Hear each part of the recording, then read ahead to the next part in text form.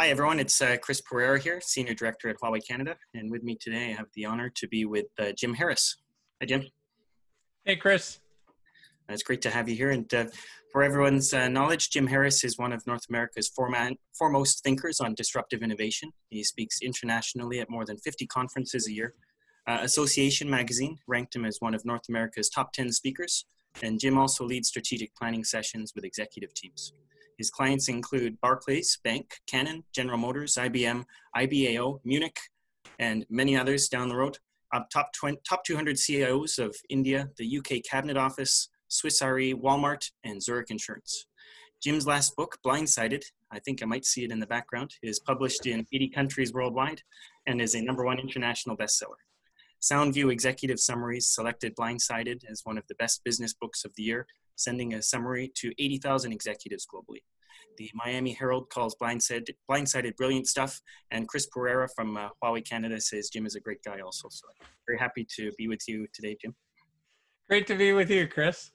So the background of this conversation, just to give everyone the background here is over the last few weeks, myself, and I'm sure you too, Jim, have received many messages and emails, calls from young people, especially those who have just graduated. And there's a cohort of university students in Canada right now, especially, that have graduated into the worst economy in living memory in many places. And they're looking for suggestions and advice career-wise and their study-wise. So this talk is primarily geared towards them and to give some direction and suggestions for the future from someone who is an expert in disruptive technology. So in this case, we've had a disruption from something other than technology, but very much in the same line of work that you're familiar with. So with that, just hand it over to you to give your intro. Well, thanks, Chris. We're living in unprecedented times. And what we're seeing is this COVID crisis is really accelerating digital transformation.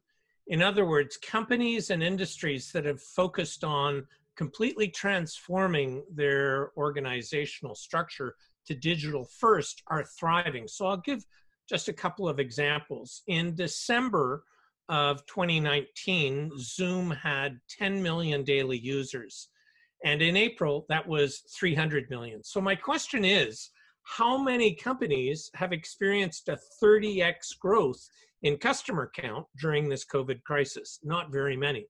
Give you one more data point, which is e-commerce was only 16.3% of all US retail sales in 2019. And of course, every single retailer, with the exception of grocery retailers and pharmacy, is closed right now. By contrast, Amazon has hired 175,000 people during this crisis.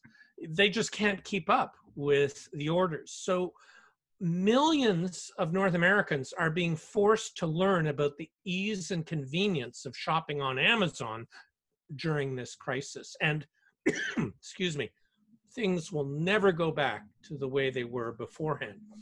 So the first bit of advice would be look for companies or industries that are leaders in digital transformation, because you will experience more growth by being in those kind of organizations. Yeah, great. Have your predictions about the future of tech, say 5 years down the road, 10 years down the road, changed at all since COVID-19? Has it affected the longer term ideas that you think, the trends? Yes. So I believe that COVID has done in 5 months, what would have taken 5 years to accomplish or force change.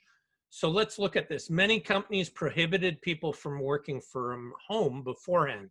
Now everyone has to. And so as a result, companies are going to realize, oh, people can work from home. So when we come out of this, whenever that is, companies are going to allow people to work 2 or 3 days from home. Staggering stat, Chris, but the average North American worker spends 5 work weeks a year in traffic jams commuting to work. That's 200 hours a year. Is there nothing better we can do with our time?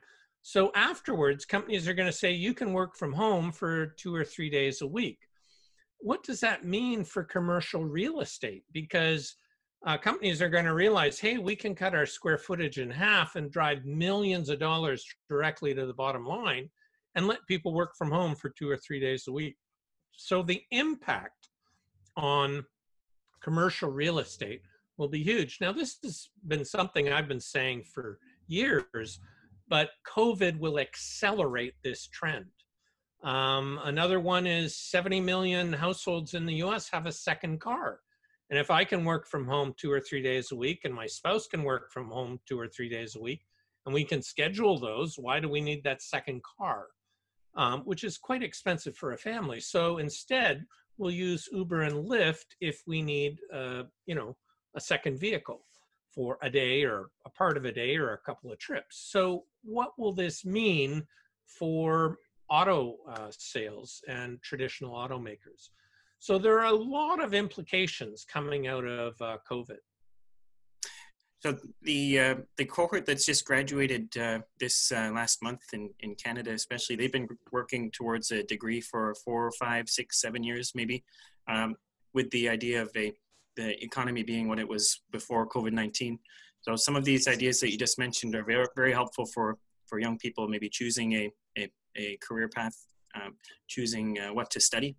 But people who have already graduated and are right now looking for a job, what would your advice be to someone who maybe 1 month ago graduated and now is looking for a job among millions of people who are experienced and also without a job? So I'm going to share with you, Chris, what I call my funnel theory. So when I was a recent graduate, it was a similarly tough time to find a job. And I applied to 300 jobs. That was an awful lot of applications, and they involved stamps and letters and word processings on bond paper. And from those 300 applications, I got 12 interviews. From the 12 interviews, I got 4 offers. Only 3 were of interest, and I picked the best one. Now, the ratio is important. 300 to 12 is a 96% failure rate. So the first thing to realize is that this is a numbers game. Don't take it personally. So you have to apply far and wide. And if I'd only applied to, say, 50 jobs instead of 300, I might have only got 1 or 2 interviews and no offers. So it's a numbers game. Treat it that way. Principle number 2 is get anything and trade up. So take any job, even in the gig economy, whatever, and as it just gives you cash flow, and just be exceptional. You know, if you're doing something you consider below your level of qualification or interest, be the best whatever you can be, and you will see advancement within whatever organization you're in. But once you have something, you have some cash flow and trade up to something else. So I call that the funnel theory and trading up. Those 2 philosophies were very important for me personally when I was in the very same situation. Yeah, it's interesting. I was thinking about the job market recently too, and the very fact that it's difficult to find a job might mean also that, like you said, if you recognize the failure rate is very high, you persevere. The job that you eventually do get is going to be one that's perfectly suited to you in many ways, because it's on both sides. The employer has options, and you're looking for something that fits. So it might be the case that it's a blessing in disguise in some cases if you persevere. Yeah, and I want to shift to the mindset, which is in times of rapid change, we need to be agile, both in what we're willing to do and our expectations, right? And we used to think that we'd graduate from university. The current generation doesn't believe this, but mine did, that you'd work for one company for 40 years and get a gold watch. Now, the research shows you'll have many careers in many different industries and many different companies. So we've gone from earning a living to learning a living. Learning is continual, and it's essential for whatever you do. So be a lifelong learner in whatever company or industry you land on. Now, some of the industries are very fast growing in terms of job demand. Like AI is growing by 74%. In fact, they can't fill all the AI positions that are advertised. data scientists, robotics engineer, full stack engineer. So there are all sorts of jobs. LinkedIn has a 2020 report on the fastest growing jobs, which we can put up maybe some resources, Chris, afterwards that people can look at. But you don't even have to attach yourself to that particular discipline. Instead, you can look at the industries that are using this. For instance, you know, some you might not think about it, but you know, every single industry is going to begin to use AI, artificial intelligence, in its products, services, business models. So you could work, for instance, for an insurance company, but be doing AI. You could be working for a media company, but engaged in AI. So you could, you know, the number of job skills are infinite, but AI is going to touch everything. So What you about understand AI?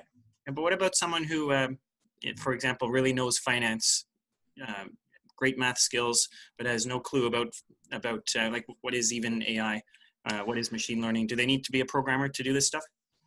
No, you don't. But you need to understand what AI is, or machine learning is a version of AI. You need to understand what it is and how it can impact your industry, and maybe have some 101 entry-level courses under your belt so that you can talk intelligently during your job interview. And during this period right now, we have fantastic opportunities. Like so many educational institutions have allowed people to take their courses for free during this COVID crisis.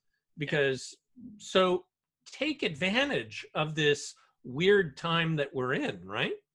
Oh, that's a great point. That this is lots of opportunities. I want to know one last question for you, Jim. Is you're an expert in disruptive innovation, good and bad.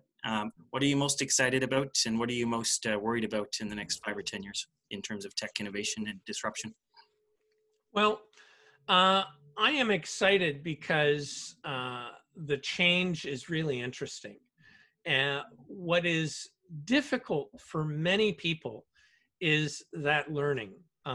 My second book, called The Learning Paradox, looked at 80% of the technology we'll use in just 10 years hasn't been invented. So the book argued our job security is based on learning, changing, and accepting uncertainty. And what I fear most as an adult is learning, changing, and uncertainty. So we have to get comfortable with the discomfort that new learning brings. And the good news is that when we get more comfortable with it, it becomes the norm for us. So that's back to this notion of continuous learning. Great. And so, Jim, I really appreciate you taking the time today to speak to us and give some advice to the young people out there. And hopefully everyone in the internet found this useful, and really appreciate you tuning in. So thank you very much. Chris, well, I've really enjoyed it, and I hope we can put up some resources afterwards, links that people can go to, URLs, and I'd love to do this with you again. Awesome. Great. So we'll share some more info on, I guess, down below or up above. And thank you very much again.